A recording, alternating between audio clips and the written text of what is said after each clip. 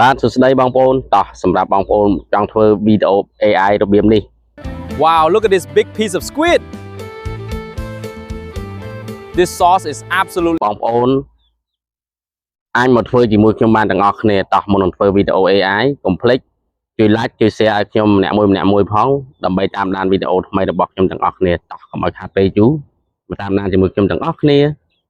អញ្ចឹងយើងចូលក្នុង Chrome មកបងប្អូនយើងចូលនៅ Chrome បាទបន្ទាប់ពីចូលក្នុង Chrome យើងចុចកន្លែង search នេះបងប្អូនយើងចុច search មកបាទហើយយើងវាយពាក្យថា flow យើង search តែម្ដងបងប្អូន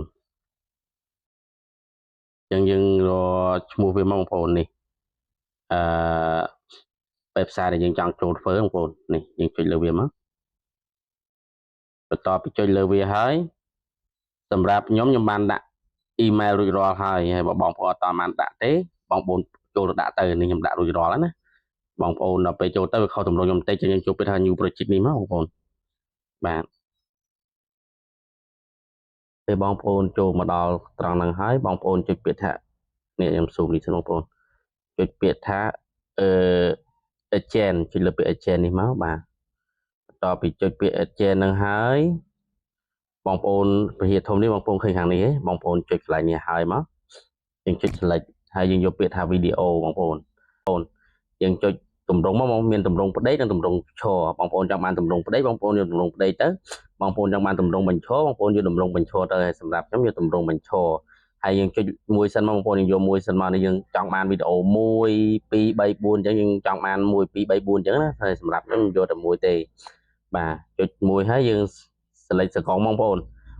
ចង់បានប៉ុន្មានសកង4 6 8 10ហើយសម្រាប់ខ្ញុំយកត្រឹមតែ6ហ្នឹងទេយើងកំណត់វាទៅពេលរួចរាល់ហើយយើងតម្លាក់វាចុះមកបងប្អូនបាទហើយបន្ទាប់មកយើងអូសទៅខាងលើនេះយើងចុចសញ្ញាបូកនេះមកបាទយើងចុចសញ្ញាបូកនេះដើម្បីអាប់ឡូតរូបភាពយើងចូលមួយមកណាតែយើងចុចពាក្យថាអាប់ឡូតមកបងប្អូនបាទយើងអាប់ឡូតមកបងប្អូនចង់បានរូបមួយណាអញ្ចឹងបងប្អូនចង់បានរូបមួយណាបងប្អូនដាក់រូបមួយហ្នឹងចុះហើយសម្រាប់ខ្ញុំចង់បានរូបមួយនេះបងប្អូនវាឆ្ងាយតិចរូបមួយនេះចុះបាទហើយយើងចុចពាក្យថាដានមកយើងរងចាំវាអាប់ឡូតទៅពេញសិនមកបងប្អូនបាទឲ្យវាពេញសិនមកណានេះបងប្អូនវាពេញពេលវាពេញបែបហ្នឹងបងប្អូនចុចសញ្ញាបូកខាងក្រោមនេះមកនេះអាសញ្ញាបូកនៅខាងក្រោមហ្នឹងយើងចុចវាមកបាទហើយយើងអូនបន្តិចមកបងប្អូននេះយើងអូវាមកខាងនេះទៀតនេះតិចមកនេះយើងចុចពាក្យខាងក្រោមបងប្អូនចុចខាងក្រោមយើងមើលសើច្បាស់ដែរយើងដូចជាពាក្យ add ហ្នឹងយើងចុចវាមកហើយបន្តកន្លែងនេះយើងសេប្រមបងប្អូនឥឡូវខ្ញុំប្រមរបស់ខ្ញុំសរសេររួចរាល់ហើយចឹងខ្ញុំយកមកផាសសិនអញ្ចឹងយើងផាសកន្លែងក្រោមរូបនេះមកបងប្អូននេះយើងផាសវាមកយើងផាសបញ្ចូលហើយបងប្អូនឃើញសញ្ញាព្រួយនៅខាងក្រោមនេះទេអញ្ចឹងយើងចុចលើវាទៅវានឹង generate ឲ្យយើងហើយបងប្អូននេះអញ្ចឹងយើងរងចាំវាទៅយើងរងចាំវាឲ្យពេញមកបងប្អូនបាទនេះបងប្អូនវីដេអូយើងបាន generate មកបានហើយឥឡូវយើងចុចលើវាមកបាទ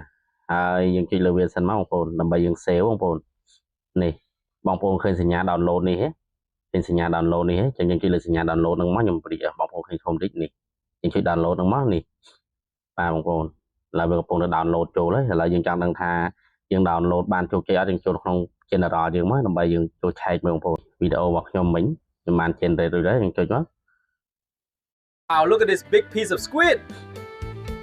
នេះបងប្អូនពិតជាទំនោរមែន This sauce is absolutely អញ្ចឹងវីដេអូរបស់ខ្ញុំក៏មកដល់ទីបញ្ចប់អរគុណបងប្អូនដែលបានតាមដានជួបគ្នានៅវីដេអូក្រោយ